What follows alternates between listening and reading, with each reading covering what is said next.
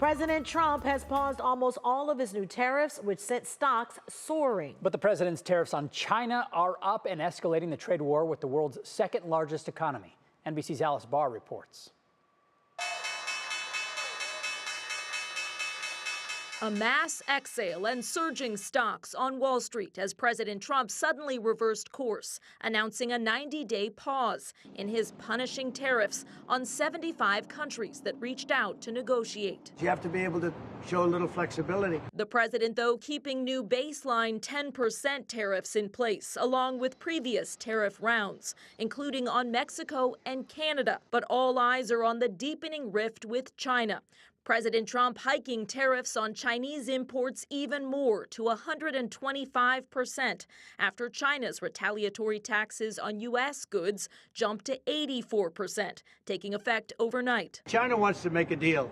They just don't know how quite to go about it. The U.S.-China trade relationship is huge, and a sustained trade war could mean higher prices in the U.S. on everything from apparel and electronics to fireworks. That price has to go somewhere. And Tonka toy trucks. The harm that's being caused is really catastrophic, and please make a deal quickly. As the president negotiates with other countries, administration officials insist the stock market plunges of recent days did not prompt his tariff reversal. Absolutely not. The tariff plan for the president, look, he's trying to fix the fundamental trade imbalances that have been going on for this country for 35 years. While Democrats and even some Republicans say the Wall Street chaos sends a clear message. It's not just me that thinks the tariffs are bad for the economy. Urging the White House to make a plan in the next 90 days.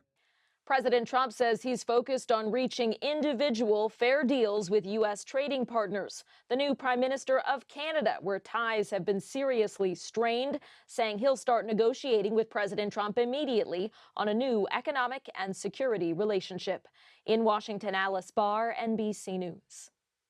Thanks. Back at home, we spoke to the owner of one local store that imports foreign goods about the impact of tariffs on their business. The vice president of Gallucci Italian Foods in Cleveland says they've been stocking up on less perishable goods like pasta and canned tomatoes. Absolutely, we're concerned, but at the end of the day, we're still focused on providing the best quality product we can at the best price that we can. And on Cleveland's west side, Athens Imported Foods brings Greek products to the Cleveland community. The store's manager says he hopes the potential for increased price hikes doesn't slow down consumer habits.